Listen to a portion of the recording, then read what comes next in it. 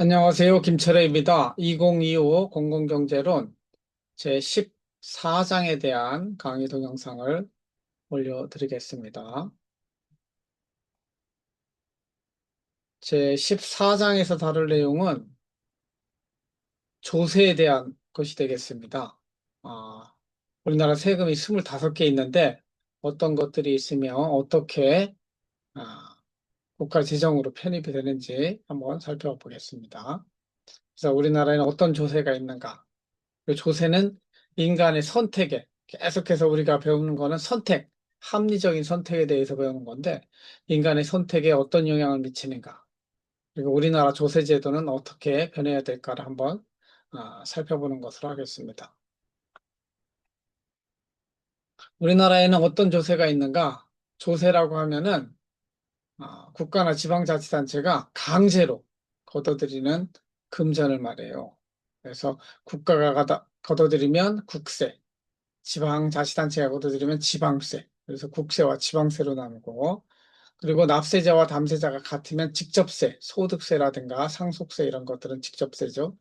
반면에 부가가치세와 같이 납세자와 담세자가 다르면 간접세 이렇게. 국가를 경계로 할 때는 내국세냐 관세냐, 목적을 중심으로 할 때는 보통세냐 목적세냐 이런 유형 구분이 되게 됩니다. 그래서 우리나라에는 국세 14개, 지방세 11개, 합쳐서 25개의 세금이 있다. 이렇게 생각하시면 됩니다. 그래서 우리나라 조세 부담률 및 국민 부담률 나오는데 조세 부담률이라고 하는 것은 국민들이 전체 생산한 것 중에서 세금으로 25개의 세금으로 내는 돈이 얼마냐? 그게 17%에서 지금은 20%가 좀 넘습니다. 반면에 국민 부담률이라고 하는 건 여기에 뭐까지 포함하냐면 4대 보험, 국민연금보험, 건강보험, 고용보험, 산재보험까지 합친 것이 국민 부담률이에요. 국민 부담률은 지금 거의 28%, 30%가 있게 되죠. 가지고 조세, 국세하고 지방세 비중은 어떻게 되느냐? 지방세가 한 24% 되고 나머지 77%, 76%는 뭐다? 국세다. 이렇게 이해하시면 되겠습니다. 그래서 여기는 이제 국세 수납액을 살펴보고 있어요. 국세에서 가장 많은 걸 차지하는 것, 그리고 비중이 좀 나와 있지 않는데, 소득세, 법인세, 상속증여세, 부가가치세, 개별소비세, 쭉 이렇게 나옵니다. 이런 것들 다 합쳐가지고, 전체 여기 보세요. 2004년 예산에는 여기에 400조 원, 370조 원 정도가 국세로 거치고 있다. 총국세 이렇게 하죠. 반면에 지방세로는 요거에 이제 7대 3이나 8대 2라고 그랬잖아요. 취득세, 재산세, 지방소비세, 지방소득세, 자동차세 이런 것들 포함해가지고 110조 원 정도. 여기는 370원, 70조 정도. 이렇게 보신다고 보시면 되겠습니다. 근데 국세에는 뭐가 있느냐? 첫 번째 소득세가 있습니다. 소득이 있는 곳에 세금을 부과하는데 소득에는 어떤 종류의 소득이 있느냐? 이자소득, 배당소득, 사업소득, 근로소득, 연금소득, 기타소득 이렇게 돼 있고 그다음에 퇴직소득과 양소소득은 이건 분류소득이라고 그래가지고 별도로 분류하는 그래서 8개의 소득이 있다. 이렇게 이해하시면 될 것 같습니다. 그리고 세율 구간이에요. 2021년 이후 이걸 보시면 되는데 10억 원 초과하는 거에 대해서는 45%, 그 밑에는 42%. 뭐라고 그래요? 소득이 많아질수록 더 높은 세율을 적용하는 누진세 제도를 선택하고 있다. 그래서 법인세는 법인이 내는 세금이죠. 법인이 낸 당기 순이익에 대해서 법인 소득에 대해서 세금을 내게 하는 게 법인세다. 우리나라 법인세율은 2억 원 이하에는 10%, 2억에서 200억까지는 20%, 200억 원을 초과하는 데는 22%, 3천억 원을 초과하는 데는 최대 25%까지 세금을 부과한다. 삼성전자는 25% 세금 내겠죠. 부가가치세, 요건 소비세인데 소득이 아니고 소득에 대해서 내는 게 아니고 소비에 대해서 내가 모든 소비에 대해서 세율 10% 단일 세율, 플랫 텍스를 적용하게 됩니다. 그래서 여러분들이 모든 물건 살 때 내게 되는 10% 플러스로 내게 되는 것이 부가가치세다. 이렇게 이해하시면 될 것 같습니다. 그다음에 상속세는 죽어서 부모가 죽어서 자식한테 물려주는 거. 이것도 누신세로 돼가지고 30억 원 이상 되면 30억 원 이상 되는 부분에 대해서는 50%의 상속세가 적용됩니다. 그런데 상속에 대해서도 공제가 상당히 있어서 기초공제 2억 원에 이것도 막 5억 원으로 늘린다고 하는데 인적공제 이렇게 해서 일괄공제로 5억 원 정도까지는 상속공제에 상속세를 내지 않는다. 이 정도 이해하시면 될 것 같습니다. 살아서 넘겨주면 증여세, 죽어서 넘겨주면 상속세인데 상속세와 증여세 세율은 거의 같습니다. 그래서 살아서 넘겨주느냐, 죽어서 넘겨주느냐의 차이다. 이렇게 이해하시면 되겠습니다. 부동산에 대해서는 국세로는 종합부동산세가 있어요. 그래서 요거는 뭐라고 그래, 종부세라고 그러죠. 종부세, 부자들이 내는 세금이고 그러니까 3억 원 이하 뭐 이렇게 해도 별로 안 내는데 이제 12억 원 이상 되면 주택에 대해서는 상당한 세금이 붙게 되는데 오늘 종합 부동산세 이렇게 부르는 세금이 있다. 그리고 관세 지금 국가를 넘어갈 때 내는 세금 트럼프가 관세를 높이는 거죠. 그러니까 우리나라 물건이 미국으로 들어갈 때 관세 때문에 물건 가격이 올라가는 것이고 미국의 물건도 우리나라 올 때 관세 때문에 물건 가격이 올라가는 것이죠. 그렇게 하면 관세가 올라가면 가격이 올라가기 때문에 어? 자유무역이 상당히 무역량이 줄어들게 돼 있습니다. 네, 지방세 11개 있다고 그랬는데 시군으로 따지면 도세 6개, 시군세 5개. 우리는 대전광역시니까 이거 중심으로 보면 대전광역시세로 목적세에 취득세, 레저세, 담배소비세, 지방소비세, 주민세, 지방소득세, 자동차세. 목적세로 지역자원시설세, 지방교육세. 자치구에서 자체적으로 하는 세금으로는 등록면허세, 재산세 이런 것들이 고등세로 있다. 그래서 도시군하고 광역시하고는 차이가 있다. 그래서 자치구의 경우에는 너무나 세금이 적어요. 이거 가지고 자치한다는 게 이름만 자치구지 대덕구도 15%밖에 안 돼요. 재정 자립도가. 이런 것들은 문제가 있다고 볼 수 있겠습니다. 지방세 거치는 거 각 취득세면 취득세, 지방소득세, 재산세, 소비세 내용에 대해서 설명을 하고 있습니다. 여러분들이 알아야 될 거는 지방소득세라고 하는 거는 국세에서 소득으로 거치는 돈의 일부를 법인 소득세액의 10%를 지방으로 보내는 것이고 지방소비세는 부가가치세액의 21%를 지방으로 내보내는 요거는 과거와 다르게 새롭게 만들어진 세금이 지방소득세, 지방소비세가 되겠습니다. 그러면 이러한 조세는 인간의 선택에 어떤 영향을 미치는가? 조세가 부과된다는 것은 그 물건의 부가가치세가 그 물건의 가격이 올라가는 거예요. 그리고 내가 번 소득에 대해서 세금이 부과된다고 하는 거는 어? 내가 돈을 더 벌어봤자 그것의 반 정도 아까 10억 원 이상 가는 거는 45% 뭐 상속세로는 뭐 50% 걷어가잖아요.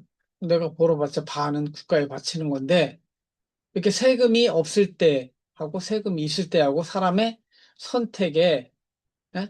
변화가 있겠느냐 하는 것을 살펴보는 게 조세는 인간의 선택에 영향을 미치는가.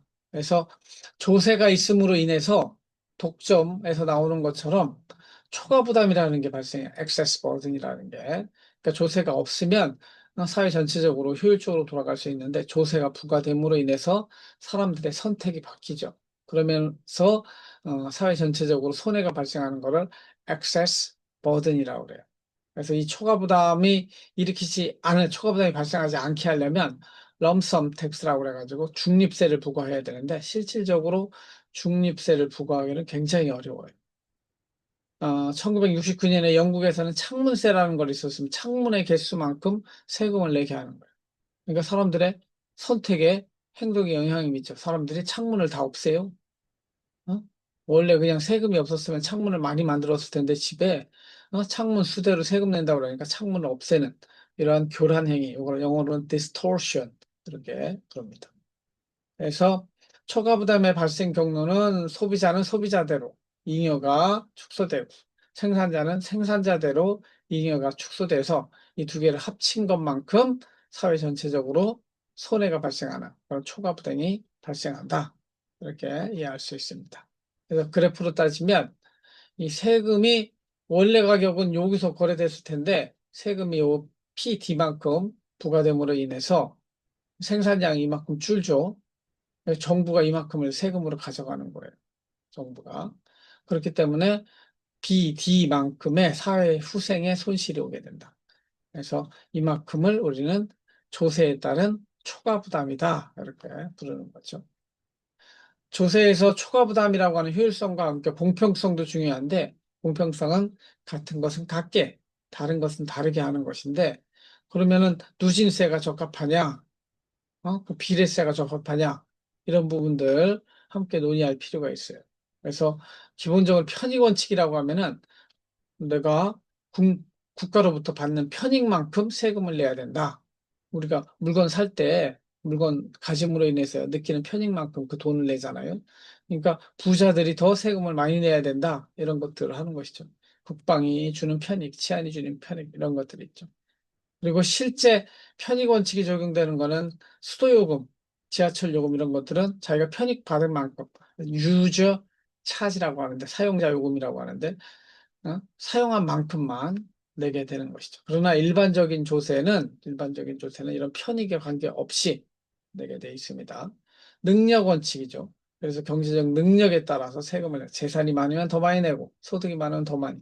그렇죠? 소비도 많이 하면 이렇게 이건 능력 원칙이라고 볼 수가 있겠습니다. 그러면 어떻게 그 사람의 능력을 측정할 수 있느냐? 경제적 능력은 소득이 얼마냐? 재산이 얼마냐?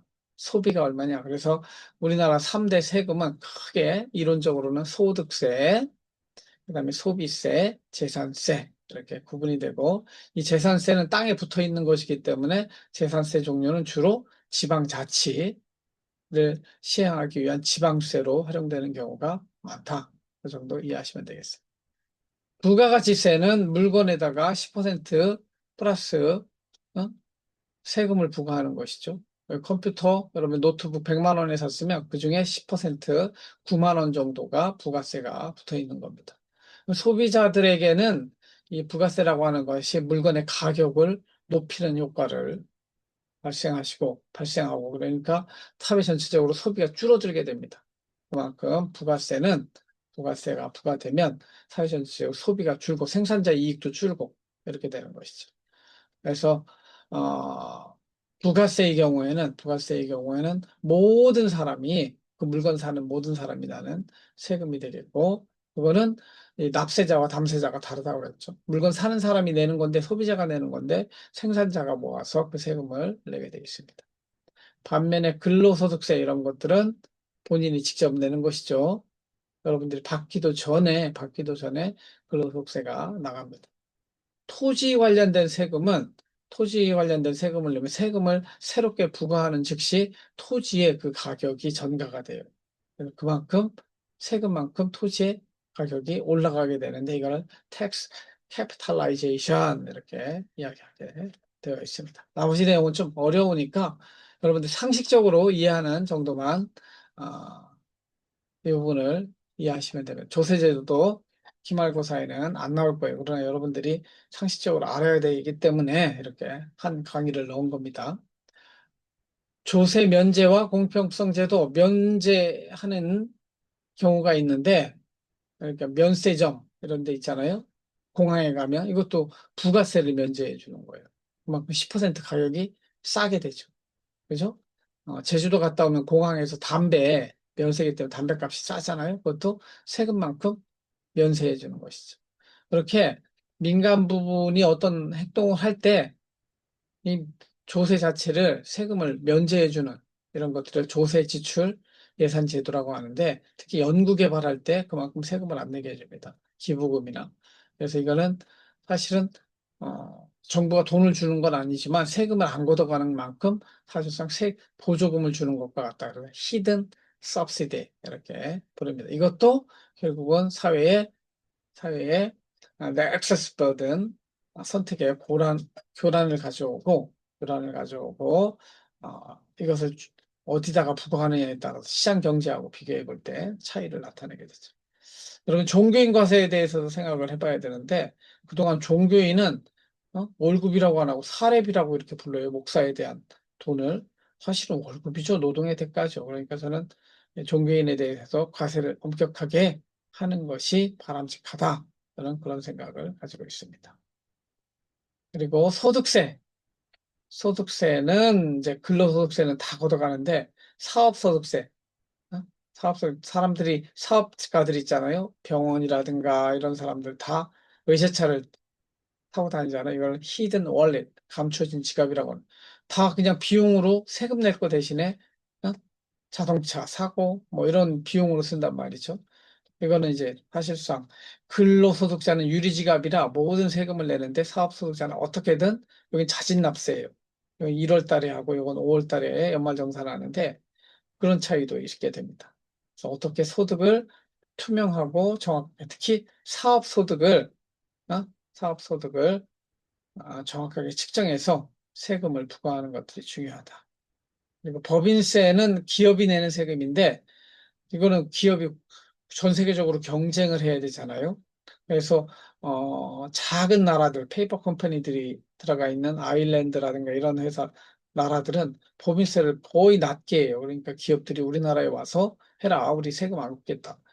이런 식으로 하는 것이죠. 그러니까 법인세를 인하하면 기업이 좋아하지만, 근데 이제 돈을 많이 번 기업에 대해서 그렇게 돈을 너무 인하하는 거면 세금이 안 고치잖아요.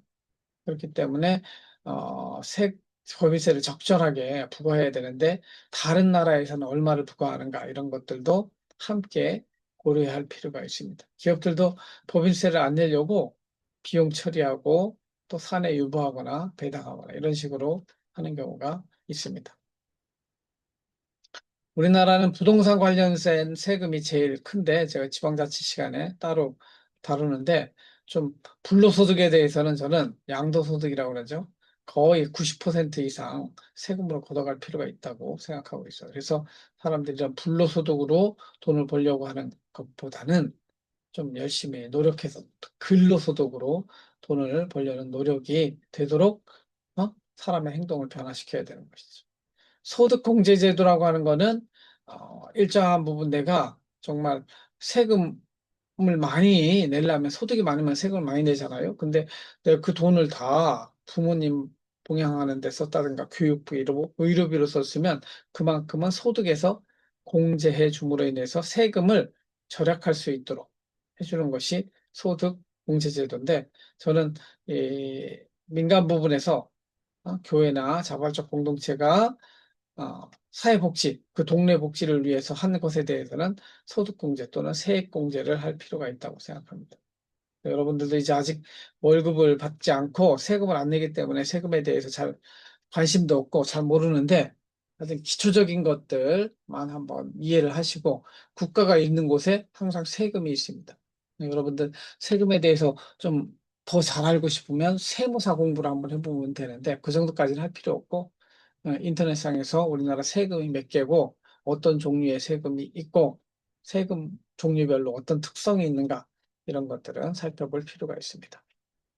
마지막 마가렛 미첼 Gone with the Wind 바람과 함께 사라지다라는 요 소설책에 나오는 문학적 표현을 보겠습니다.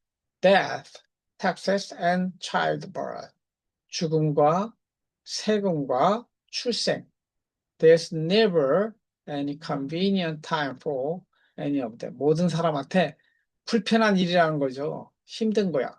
죽음을 맞이하는 거, 어? 출생도. 그렇죠. 그 사이에 뭐가 들어가 있잖아. 세금 내는 것도, never convenient.